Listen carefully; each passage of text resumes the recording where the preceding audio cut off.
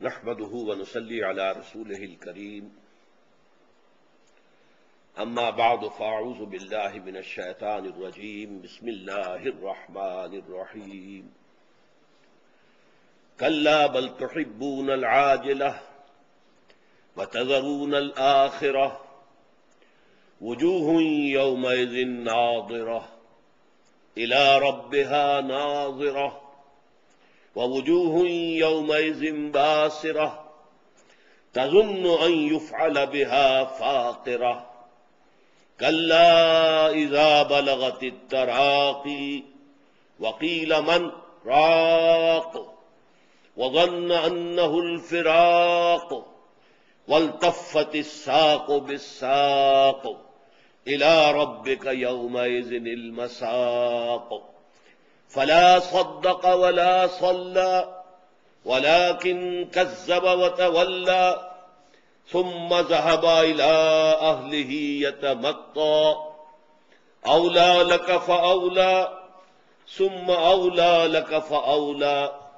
أيحسب الإنسان أن يترك سدى ألم يكن نطفة من مني يمنى ثم كان علقة فخلق فسوى فجعل منه الزوجين الذكر والأنثى أليس ذلك بقادر على أن يحيي الموتى بلى إن الله على كل شيء قدير ونحن على ذلك من الشاهدين والشاكرين والحمد لله رب العالمين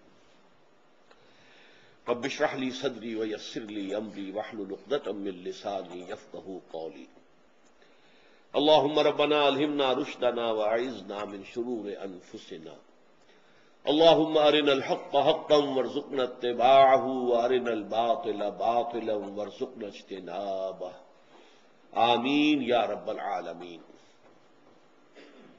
اس سے قبل ان مجالس میں ہم سورہ قیامہ کی پہلی 18 آیات کا مطالعہ کر چکے ہیں، اسی لیے میں نے آج قرأت بھی 19ویں آیت سے شروع کی ہے اور میں سابقہ مضامین کا کوئی اعادہ کیے بغیر براہ راست آگے بڑھ رہا ہوں۔ اس کے خاتمے کے بعد انشاءاللہ تعالی اس پوری سورہ مبارکہ کے مضامین کا ایک تجزیہ اور اس پر ایک نگاہ بازگشت دوبارہ ڈال لیں گے۔ کلا بل تحبون العاجلہ، کوئی نہیں، یعنی تمہاری باقی ساری گفتگو تو پادر ہوا ہے، بیکار ہے، بے بنیاد ہے۔ تمہارا اصل مرض کیا ہے؟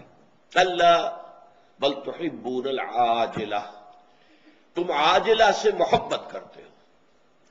عاجلہ آخرہ کے مقابلے میں، آخرہ آخرت جسے ہم آخرت کہتے ہیں، عربی میں اس کا تلفظ آخرہ ہوگا۔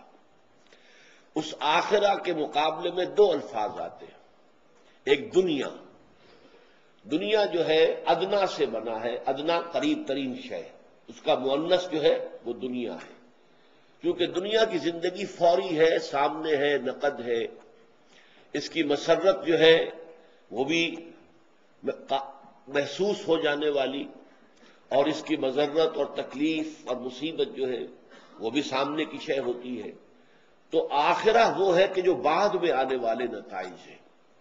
تو انسان ظاہر بات ہے کہ آخرت کو ادھار سمجھتے ہوئے وہ نقد کی طرف جاتا ہے، نو نقد نہ تیرا ادھار، آخرت ہوگی دیکھا جائے گا، ہوگی بھی کہ نہیں، شیطان جو ہے وسوسہ اندازی کرتا ہے، کوئی یقین سے تو نہیں کہا جا سکتا۔ کسی مرنے والے نے واپس آ کر بتایا تو نہیں کہ کوئی اور زندگی بھی ہمیں ملی ہے۔ تو یہ جو شیطانی وسوسے ہیں اس کی بنا پر، اور دوسرے انسان کی کمزوری ہے کہ جو شے سامنے موجود ہے اس سے گہرا تاثر لے گا۔ اسی کو آپ عام آدمی کے بارے میں بھی کہتے ہیں کہ وہ بڑا عاقبت نا اندیش ہے۔ ایک وہ شخص ہے کہ جو بعد کے جو نتائج نکلنے والے ہیں کسی عمل کے، ان پر نگاہ رکھتا ہے، فوری نتائج کو نہیں دیکھتا۔ اور ایک وہ ہے کہ اس کی پرواہ نہیں کرتا، فوری طور پر جو نفع ہو رہا ہے وہ حاصل کر لو، بعد میں جو ہونا ہے دیکھا جائے گا۔ تو یہ حب عاجلہ، تو آخرت کے مقابلے میں پہلا لفظ ہے دنیا، عام طور پر قرآن میں وہی استعمال ہوا، الدنیا، حیات الدنیا۔ وَمَا الْحَيَاةُ الدُّنْيَا إِلَّا مَتَاعُ الْغُرُورِ، اور دنیا کی یہ زندگی نہیں ہے مگر صرف دھوکے کا سامان، یہ تمہیں آخرت سے غافل کر دیتی ہے، اس لیے دھوکے کی ٹٹی ہے۔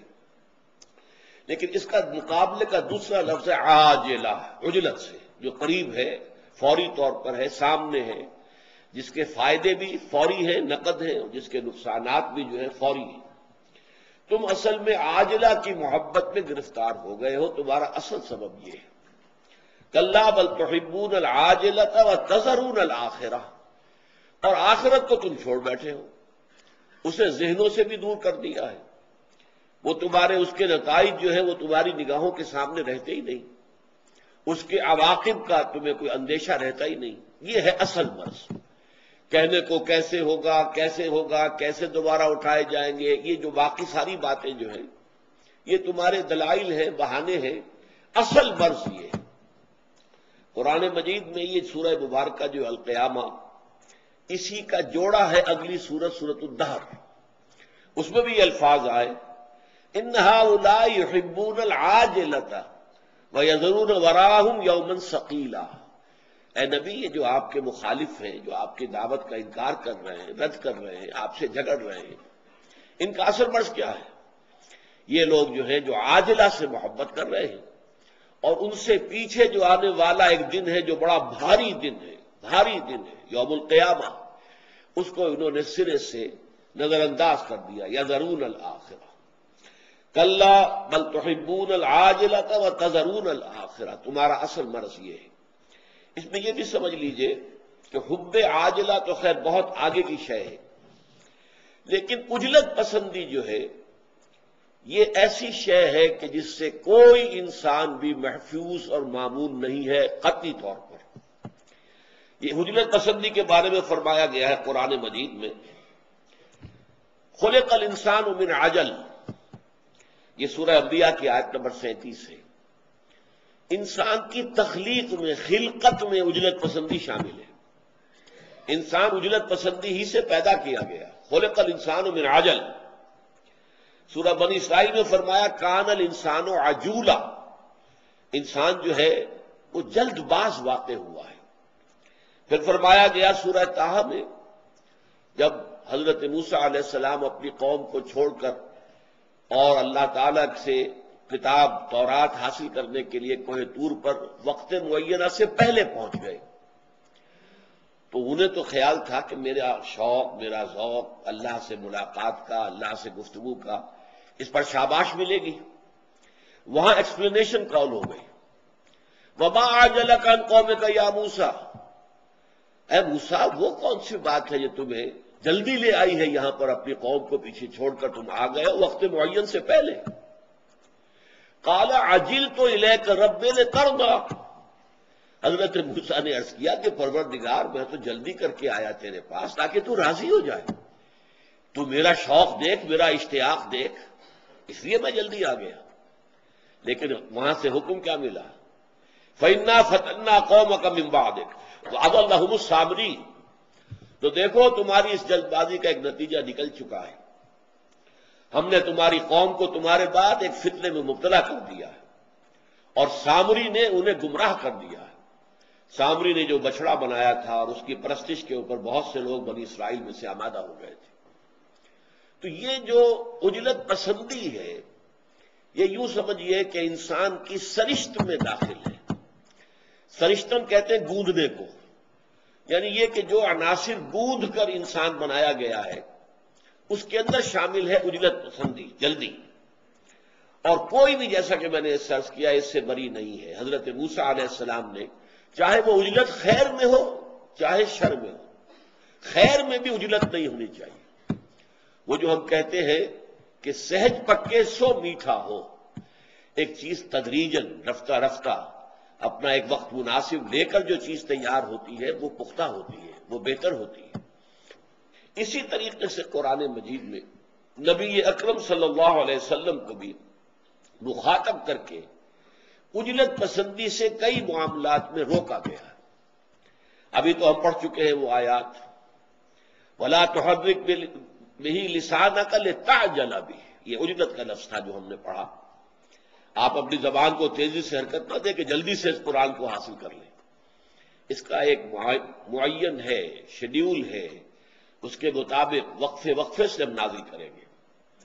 اسی طرح سورہ طٰہٰ میں بھی فرمایا، جہاں حضرت موسیٰ علیہ السلام کا وہ معاملہ آیا ہے، وَمَا عَجَلَكَ عَنْ قَوْمِكَ يَا مُوسَىٰ، اسی صورت میں حضور سے فرمایا لا تعجل بالقرآن من قبل ان يقضى إليك وحيه وقل رب زدني علما.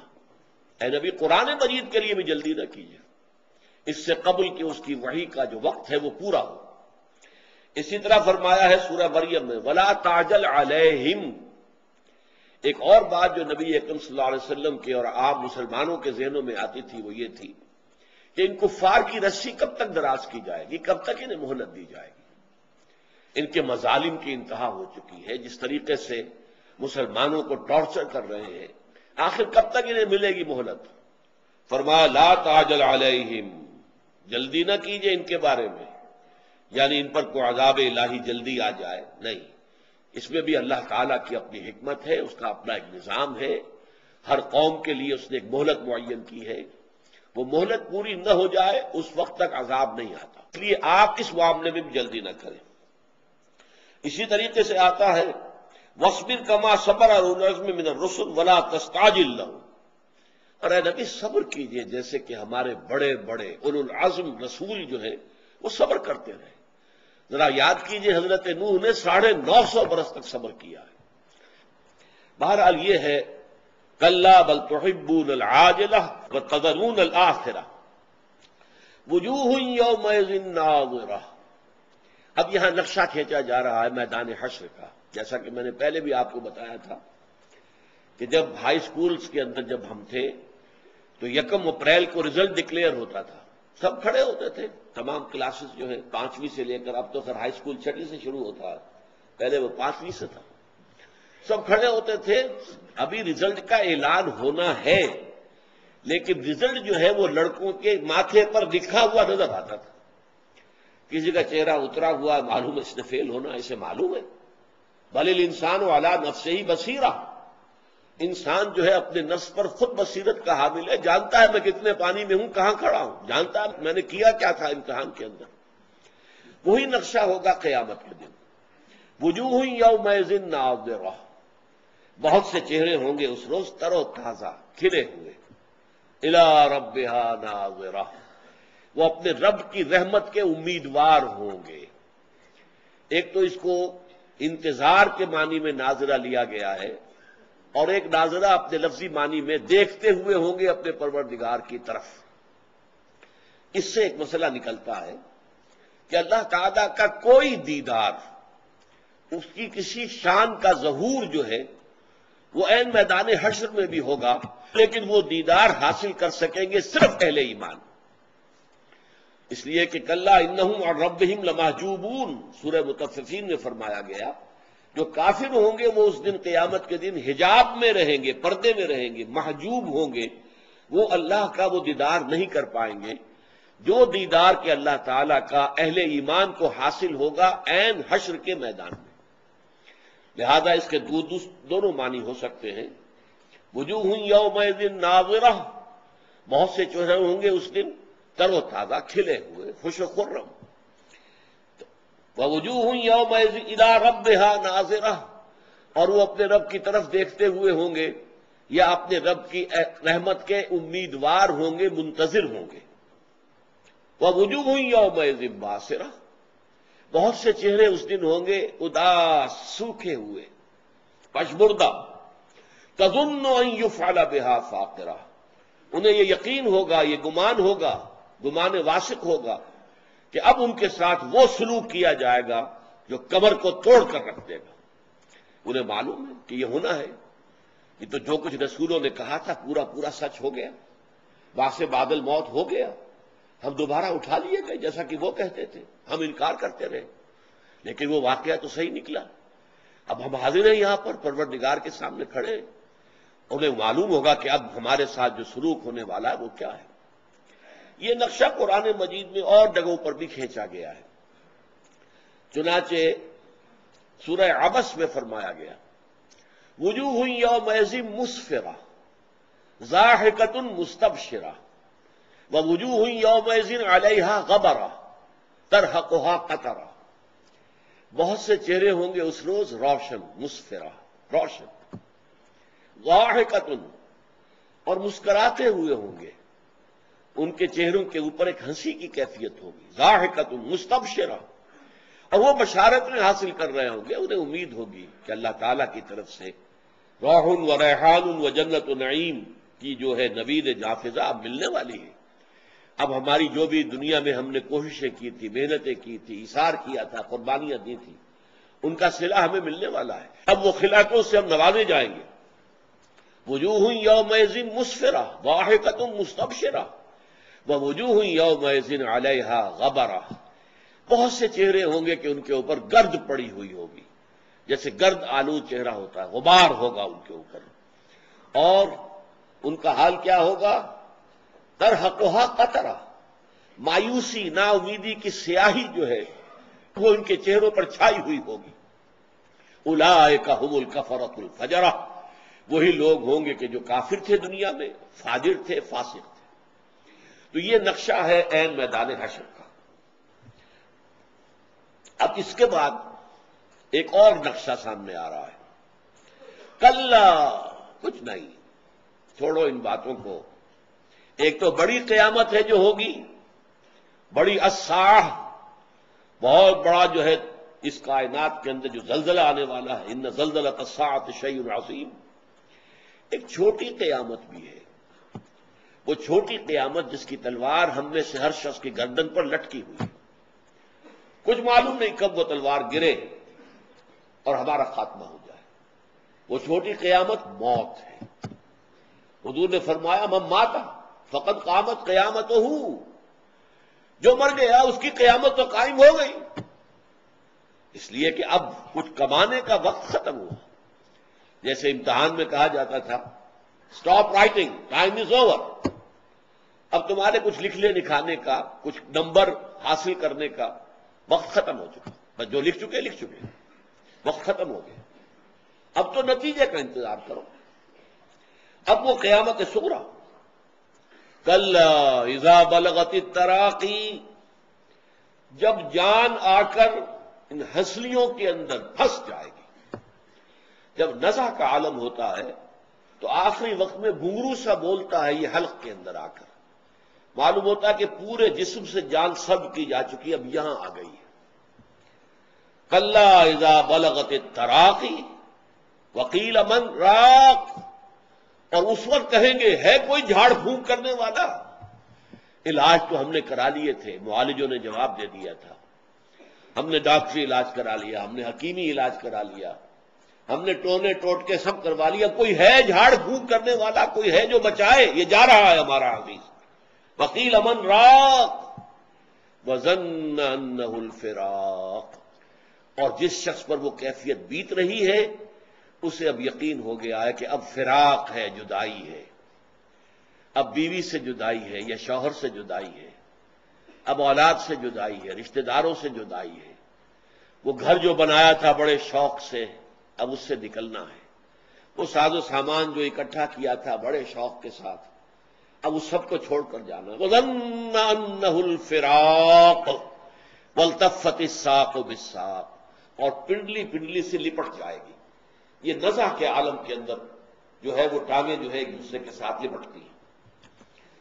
إِلَىٰ رَبِّكَ يَوْمَئِذٍ الْمَسَاقُ، آج تو اس دن تو لازماً دھکیلے جاؤ گے، اپنے رب کے حضور تک پہنچا دیے جاؤ گے۔ ساق یسوق کو دھکیلنے کے معنی میں آتا ہے، اسی سواق بنا ہے، ڈرائیور۔ وسیق الذین کفروا الی جہنم زمرا، ہانک کر لے جائے جائیں گے یہ کافر جہنم کی طرف، گروہ در گروہ۔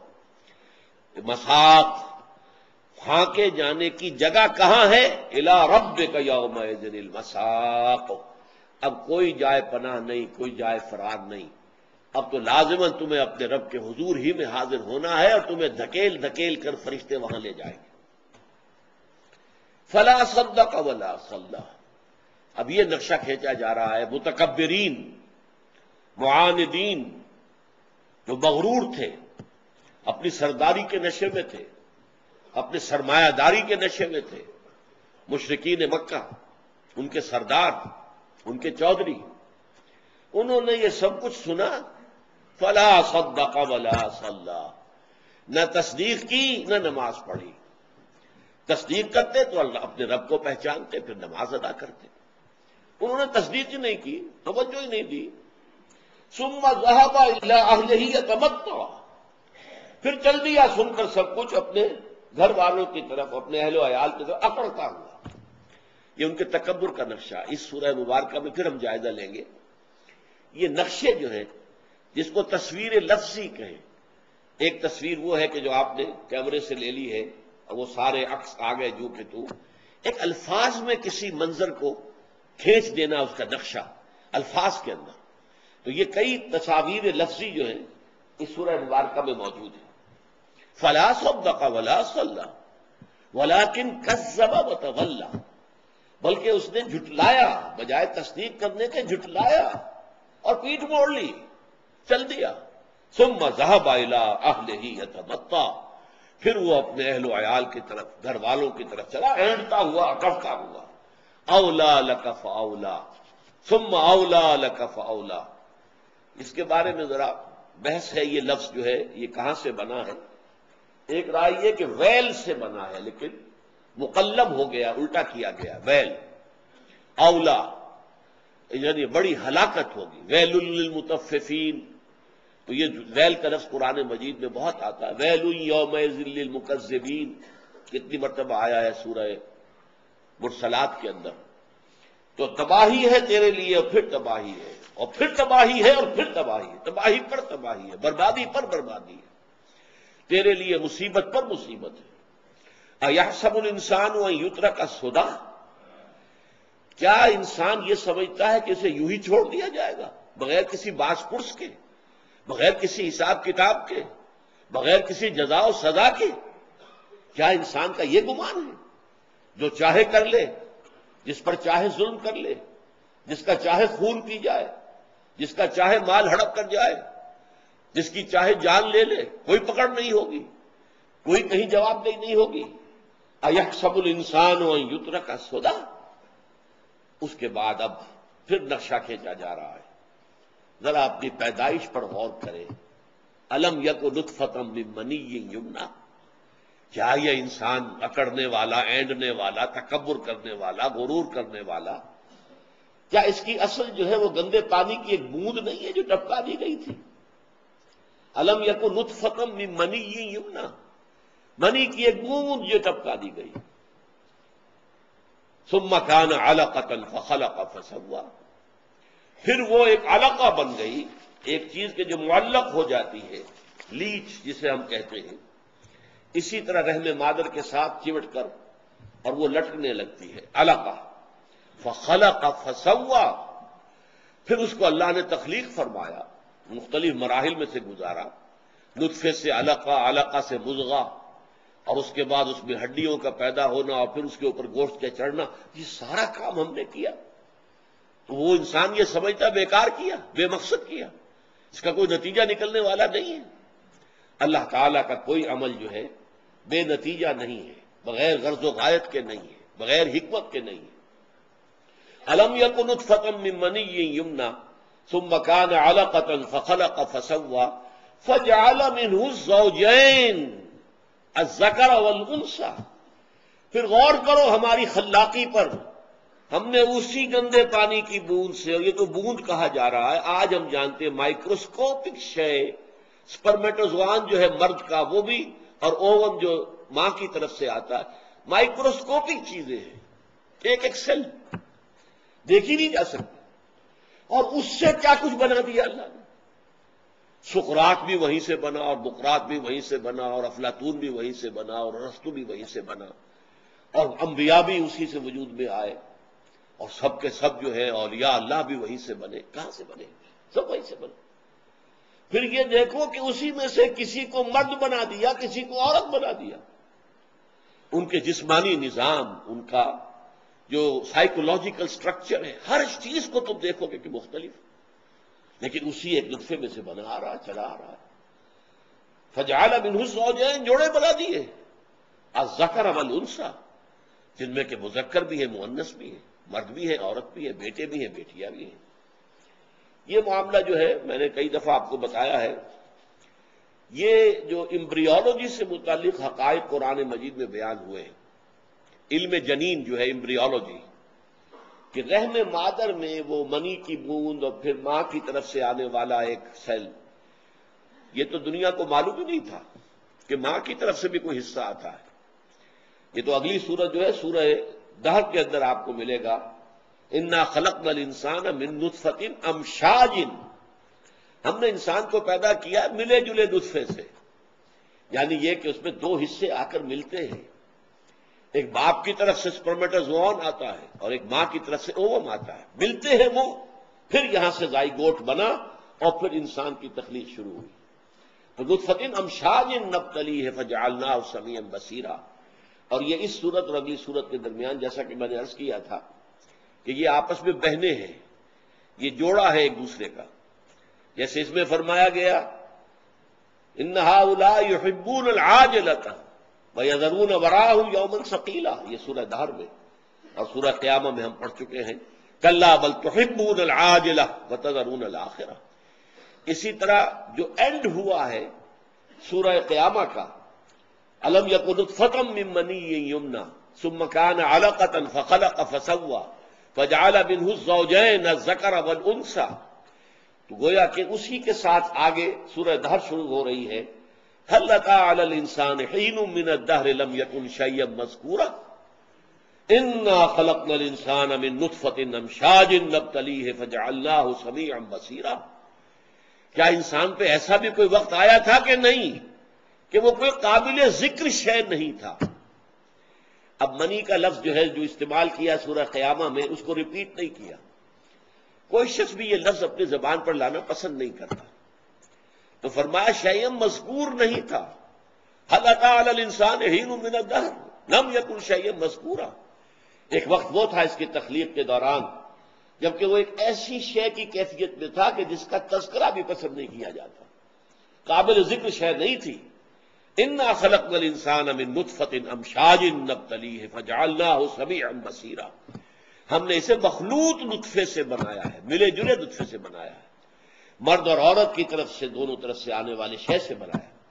تو میں یہ عرض کر رہا تھا کہ یہاں تو خیر بہت ہی اجمالاً ذکر ہے، سورہ حج میں اور سورہ مومنون میں بڑی تفصیل سے جو مراحل ہیں، جو اندر جنین جو ہے امبریو جو پرورش پا رہا رحم مادر میں، اس کے مراحل کا جو تذکرہ کیا گیا ہے، اس نے آنکھیں کھول دی ہیں، چکا چوند کر دیا۔ چنانچہ ٹورنٹو یونیورسٹی کے دو بہت چوٹی کے بایولوجسٹ، ان کا میں آپ کے سامنے گواہی دے رہا ہوں، ڈاکٹر کیتھل مور، جن کی ایک بڑی کتاب جو ہے مشہور ترین دی ڈیولپنگ ہیومن امبریو، اور وہ دنیا میں سب سے بڑی اتھارٹی مانا جاتا ہے امبریولوجی پر، وہ حیران ہے۔ اس نے لیکچر دیا جا کر باقاعدہ، اور اس نے کہا ہے کہ میں حیران ہوں 1400 برس پہلے، جبکہ نہ ابھی ڈسیکشن کا فن ابھی انسان کو آتا تھا کہ باڈی کو چیر پھاڑ کر دیکھے کہ اندر کیا ہے، کیا ہو رہا ہے، رحم مادر میں کیا ہو رہا ہے، نہ اسی طریقے سے ابھی مائکروسکوپ نہیں تھی کہ جس سے پتہ چلے کچھ چھوٹی چیزوں کا، اور پھر یہ نقشہ امبریولوجی کے یہ مراحل اس قدر صحیح جو آج ہم سمجھتے ہیں اس کے مطابق قرآن مجید میں کیسے آئے۔ اگرچہ یہ بدقسمتی ہے ان دونوں کی۔ دوسرا ہے ڈاکٹر رابرٹ ایڈورڈز، یہ اصل میں ٹیسٹ ٹیوب بیبی کا دنیا میں جب سے رواج چلا ہے اس کا موجد یہ شخص ہے۔ ٹیسٹ ٹیوب بیبیز کا آپ نے تذکرہ سنا ہوگا، میں تفصیل میں نہیں جا سکتا۔ وہ سیدھی سی بات یہ ہے کہ اگر کوئی رکاوٹ ایسی ہے کہ مرد کا نطفہ اور عورت کا وہ ایگ اووم وہ کہیں آ کر مل نہیں سکتے، وہ راستے میں کوئی رکاوٹ ہے، وہاں پر وہ اووم رک جاتا ہے، لہذا اس کی شکل یہ اختیار کی گئی کہ مرد سے اس کا سپرمیٹوزوون لے لیا جائے، عورت سے ڈسیکشن کر کے آپریشن کر کے اس کا اووم حاصل کر لیا جائے، ان دونوں کو ایک ٹیسٹ ٹیوب کے اندر فرٹیلائز کر دیا جائے تاکہ نطفہ امشاج جو ہے جو وجود میں نہیں آ پا رہا رکاوٹ کی وجہ سے، وہ نطفہ امشاج جو ہے وہ وہاں اس ٹیوب کے اندر وجود میں آ جائے، پھر اس کو امپلانٹ کر دیا جائے، وہ جو رحم مادر ہے اس میں لے جا کر چپکا دیا جائے۔ یہ نہیں ہے کہ پورا بچہ ٹیسٹ ٹیوب میں بنتا ہے، وہ تو ظاہر بات ہے ناممکنات میں سے ہے۔ صرف یہ ہے کہ یہ جو دو مراحل بیان کیے گئے ہیں کہ نطفہ مرد اور جو اوم ہے عورت کا، ان دونوں کا آپس میں ملاپ نہیں ہو پا رہا کسی رکاوٹ کی وجہ سے، تو دونوں سے وہ چیز لے لو۔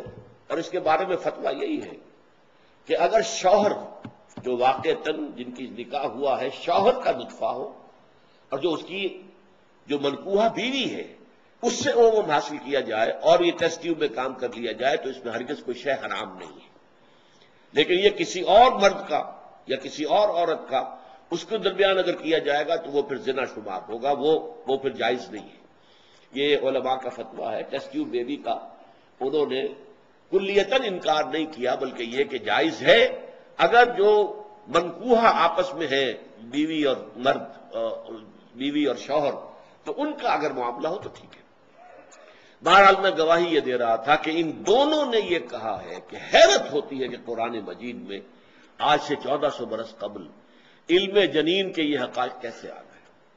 اس پر انہیں ایمان لے آنا چاہیے تھا۔ جیسے مورس بوکائی جو تھا، یہ فرینچ سرجن تھا، اس کے پاس علاج کے لیے گئے تھے شاہ فیصل شہید رحمت اللہ علیہ، وہاں انہوں نے تحفہ پیش کیا قرآن کا اسے، اس نے کہا میں کیسے سمجھوں گا اس سے، یہ تو عربی میں ہے۔ شاہ فیصل شہید نے، وہ چونکہ واقعتاً بہت نیک انسان تھے، کہا کہ عربی سیکھنا کوئی مشکل نہیں ہے، ان کے لیے کوئی ایسا بندوبست بھی کر دیا کہ وہ عربی سیکھ لیں۔ انہوں نے عربی سیکھ کر پھر قرآن پڑھا اور پھر اس نے کمپیریٹو اسٹڈی کی، بائبل کی اور قرآن کی، تورات اور قرآن، اور اس کے بعد وہ دنگ رہ گیا کہ بائبل میں تو بہت سی ایسی چیزیں درج ہیں کہ جن کا غلط ہونا ثابت کر دیا سائنس نے، قرآن میں ایک شوشہ تک ایسا نہیں ہے کہ جسے سائنس نے غلط ثابت کیا۔ مختلف ہونا اور بات ہے، وہ تو کیا پتا آئندہ چل کر سائنس کہاں پہنچے گی اور کیا نظریہ کھلے گا۔ آسمانوں کا قرآن مجید 7 کا تذکرہ کرتا ہے، سائنس ابھی نہیں پہنچی، لیکن یہ کہ سائنس نے یہ نہیں کہا کہ 7 غلط ہے، نہیں، یہ تو نہیں کہہ سکتی سائنس، وہ تو جب تک کہ اس کی حقیقت آسمان کی نہ کھلے کیسے کہہ دے گا۔ بہرحال اس نے کہا کہ ایک شوشہ بھی ایسا نہیں ہے جسے سائنسی اکتشافات میں غلط ثابت کر دیا، لہذا اس نے کتاب لکھی دی قرآن دی بائبل اینڈ سائنس، اور اعتراف کیا اور پھر ایمان لے آیا، اللہ کا فضل ہوا اس پر، وہ ایمان لے آیا، مسلمان۔ تو کاش کہ یہ دونوں بھی، جبکہ ان کے اوپر اتنی بڑی حقیقت واضح ہو گئی تھی، کاش کہ یہ ایمان لے آتے۔ انہوں نے علقہ کی حقیقت واضح کی ہے جو اس سے پہلے ہم پر واضح نہیں تھی۔ عام طور پر علقہ کا ترجمہ کر دیتے تھے جمے ہوئے خون کی پھٹک، حالانکہ علق کے مادے سے اس کا کوئی تعلق نہیں بنتا، دم سے کوئی اس کا تعلق لفظی بنتا ہی نہیں۔ اس نے کہا وہ علقہ اس لیے کہا جاتا ہے کہ لیچ کے مانند وہ رحم مادر کی دیوار کے ساتھ لٹک جاتا ہے چپک کر، جیسے کہ وہ لیچ جو ہوتی ہے، کیا اسے ہم اردو میں کہتے ہیں، جونک جو ہے وہ اپنا منہ جو ہے وہ آپ کے کھال کے اندر گاڑ لے گی، وہاں سے خون چوسنا شروع کر دے گی، باقی جسم اس کا باہر لٹک رہا ہوگا، وہ اس کے اندر خون جو ہے وہ آپ کے جسم سے چوس کر وہ اپنے اس ٹینک کو بھرتی رہے گی۔ اسی طریقے سے یہ علقہ ہے۔ اور مضغہ کے بارے میں اس نے کہا، اور بہت عمدہ بات کہی، گوشت کا ایک ٹکڑا لے کر اپنے دانتوں کے درمیان اس کو چبایا اور کہا یہ مضغہ ہے، دانتوں کے نشان پڑ جاتے ہیں اس گوشت کے اوپر، گوشت کے، تو مضغہ ہم لوتھڑا اس کا ترجمہ کرتے تھے، لیکن اس نے مضغہ یمضغو، یہ عربی کے اندر چبانے کے لیے آتا ہے، تو گوشت کا چبایا ہوا ٹکڑا۔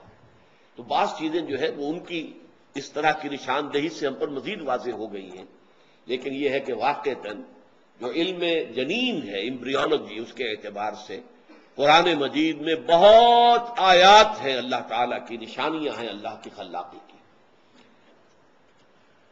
آخر میں جو فرمایا الم یکن نطفۃ من منی یمنی، کیا نہیں تھا یہ انسان منی کی ایک بوند جو ٹپکائی گئی، ثم کان علقہ، پھر وہ ایک جونک کے مانند لٹکی ہوئی شے تھی، فخلق، تو اللہ نے اس کو پیدا کیا، تخلیق کیا، مختلف مراحل سے گزارا، فسوا، نوک پلک سنوار دی، اسی میں سے انسان کی آنکھیں، اسی میں ناک، اسی میں سے کان نکل آئے، کیسی کیسی چیزیں، کیسی کیسی صلاحیتیں اس میں ودیت کر دی گئی.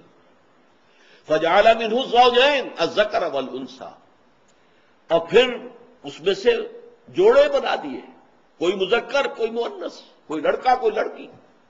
یہ نوٹ کر لیجئے، 12 ہفتے تک جنین کا سیکس جو ہے وہ ظاہر نہیں ہوتا، ڈفرینشیٹ نہیں ہوتا. تو اس اعتبار سے 3 مہینے کے بعد اصل میں معین ہوتا ہے کہ اب یہ لڑکا بنے گا یا لڑکی بنے گی. 12 ویکس. اب اس کے بعد فرما الیس ذالک بقادر علی ان یحیی الموتى، کیا وہ ہستی اس پر قادر نہ ہوگی کہ مردہ کو زندہ کر دے؟ یہ دلیل ہے اللہ تعالی کی. جو دلیل ہے وہ یہ ہے در حقیقت کہ جب یہ سب کچھ اللہ نے بنایا، آسمان بنایا، زمین بنائی، چلو وہ تو تمہارے علم میں نہیں کیسے بنایا، تم جیسے بنے ہو تمہیں معلوم ہے نا، تم گندے پانی کی ایک بوند تھے، اس سے بنے ہو جو کچھ بنے ہو. تو اس کی خلاقی کا تصور کرو، اس کی قدرت کا اندازہ کرو. تم اس ہستی کے بارے میں یہ گمان کر رہے ہو کہ وہ مردہ کو زندہ نہیں کر سکے گا. کہیں قرآن یہ کہتا ہے دیکھو بھائی، کسی کام کو پہلی مرتبہ کرنا زیادہ مشکل ہوتا ہے یا دوسری مرتبہ کرنا؟ اب صاف عقل فیصلہ کرے کہ پہلی مرتبہ کرنا مشکل ہوگا. ایک دفعہ آدمی کر لے تو پھر تو اس کے لیے آسانی ہو گئی. تو ہمارے لیے پہلی مرتبہ تمہیں پیدا کرنا مشکل تھا یا یہ دوبارہ پیدا کرنا مشکل ہوگا؟ تو جو بھی ایک سلیم الفطرت انسان جو ہے، وہ سلیم العقل انسان جو ماننے کے لیے تیار ہو بات کو کہ ہاں دلیل ہے، دلیل سے وہ بات کو مان لے، وہ باتیں قرآن مجید نے اسی انداز میں کی. اب یہ کہ ہم اس طرح سورہ مبارکہ کا ذرا جائزہ دوبارہ لیں گے. اس سورہ مبارکہ میں جیسا کہ آپ کو معلوم ہے، اول تا آخر بعث بعد الموت، موت کی اولین منزل، پھر میدان حشر، اس کا ذکر ہے. اس میں مستثنا ہے 4 آیات. لا تحرک بہ لسانک لتعجل بہ ان علینا جمعہ وقرآنہ فاذا قرأناہ فاتبع قرآنہ ثم ان علینا بیانہ. اگرچہ ایک ربط ہے کہ ان کا منکرین آخرت کا، منکرین رسول کا، منکرین خدا کا اصل سبب کیا ہے؟ کلا بل تحبون العاجلہ، تم عاجلہ کو پسند کرتے ہو. اسی طریقے سے ایک عجلت پسندی حضور کی طرف سے ہو رہی تھی، جس پر کہ وہاں اللہ تعالی نے آپ کو روک دیا. لا تحرک بہ لسانک لتعجل بہ، یہ عجلت پسندی تھی، اس سے حضور کو منع کر دیا گیا. یہی عجلت پسندی انتہا کو پہنچ جائے گی کہ جو کوئی سوال پیدا نہیں ہوتا کہ انبیاء اور رسل میں ہو سکے، تو وہ حب عاجلہ بن جائے گی. لیکن یہ جو انسان کی سرشت میں ہے اجرت پسندی، اس کا جو ایک معاملہ تھا حضور کے ساتھ جو ہو رہا تھا قرآن کے ضمن میں، اس پر اللہ تعالیٰ نے ٹوک دیا. لیکن ایک بات نوٹ کر لیجئے کہ یہ در حقیقت اس موضوع پر قرآن کا ضرب سنام ہے. یہ 4 آیات جو ہے اہم ترین ہے اس اعتبار سے. قرآن مجید کا نزول کیسے ہوا، قرآن مجید جمع کیسے ہوا، قرآن مجید کی تدوین کیسے ہوئی، یہ جمع بھی اللہ نے کیا ہے، اس کی تدوین اور ترتیب بھی اللہ نے معین کی. اس قرآن کا اس اعتبار سے اس شکل میں ہونا جس شکل میں ہمارے سامنے ہے، یہ خالص اللہ کا فعل ہے جو اللہ تعالیٰ کے حکم سے محمد الرسول اللہ صلی اللہ علیہ وسلم نے کیا ہے. اور یہ قرآن کے بارے میں ہمارے بنیادی عقیدے میں چیز شامل ہے. 3 باتیں. قرآن اللہ کا کلام ہے، نمبر 1، جو نازل ہوا محمد الرسول اللہ پر بذریعہ جبریل علیہ الصلوۃ والسلام، اور یہ محفوظ ہے من و عن، جوں کا توں، اس کی حفاظت میں کوئی شک نہیں، کوئی شبہ نہیں. اب آئیے ذرا نگاہ بازگشت جو ہے اس مضامین پر.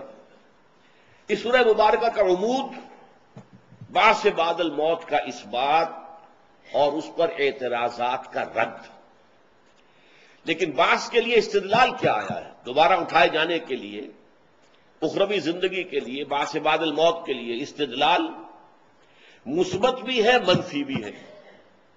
مثبت کیا ہے؟ اذعانی اور خطابی انداز میں لا اقسم بیوم القیامہ، نہیں، تمہارے سارے خیالات اور اعتراضات بے بنیاد ہیں، میں قسم کھاتا ہوں قیامت کے دن کی. اگرچہ اس میں منطقی دلیل کوئی نہیں، لیکن قسم کھانے والے کی شخصیت، اس کا پورا وزن جو ہے اس میں موجود ہے۔ دوسرا دلیل منطقی دی گئی ہے، دلیل منطقی نفس لوامہ، تمہارے اندر کوئی شے ہے جو تمہیں تمہارے برے کام پر جو ہے روکتی ہے، ٹوکتی ہے، ملامت کرتی ہے۔ اور اسی طریقے سے اَيَحْسَبُ الْإِنسَانُ أَن لَّن نَّجْمَعَ عِظَامَهُ، منطقی طور پر کیا انسان یہ سمجھتا ہے کہ ہم اس کی ہڈیاں جو ہیں وہ جمع نہ کر سکیں گے؟ بلا قادرین علی ان نسوی بنانا، کیوں نہیں، ہم اس پر قادر ہیں کہ اس کی ایک ایک پور کو درست کر دیں۔ اب یہ بھی جو ہے یہ اذعانی دلیل ہے، لیکن جو اس کے لیے منطقی دلیل دی گئی وہ آخر میں آئی، الم یک نطفۃ من منی یمنی ثم کان علقۃ فخلق فسوى فجعل منه الزوجین الذکر والانثى الیس ذلک بقادر علی ان یحیی الموتى۔ اور کرو اپنی تخلیق پر، تم گندے پانی کی ایک بوند تھے نا، پھر اس نے تمہیں بنایا، کیا کچھ بنایا، اسی میں سے مرد بنا دیا، اسی میں سے عورت بنا دی، کیا وہ ہستی اس پر قادر نہ ہوگی کہ مردہ کو زندہ کر سکے؟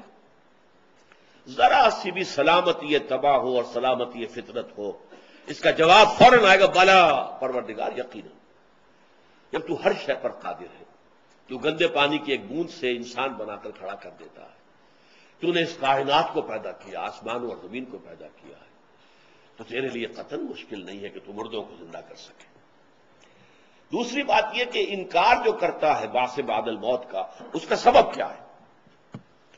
وہ سبب قرآن مجید نے بیان کیا دو جگہ پر، بل یرید الانسان لیفجر امامہ، انسان اصل میں چاہتا ہے، فسق و فجور کی زندگی کو جاری رکھنا چاہتا ہے، ظلم کو جاری رکھنا چاہتا ہے، ایکسپلائٹیشن کو جاری رکھنا چاہتا ہے، جو غلط جو مفادات حاصل کر رہا ہے ان سے دستبردار ہونے کو تیار نہیں ہے، اس لیے انکار کرتا ہے کہ اگر آخرت کو مانے گا تو اپنے طرز عمل کے اوپر پھر انسان کو نظر ڈالنی پڑے گی کہ میں صحیح چل رہا ہوں یا غلط چل رہا ہوں، لہذا جڑ کاٹنے کے لیے وہ آخرت ہی کا انکار کرتا ہے، کچھ نہیں ہوگا، کوئی زندگی نہیں۔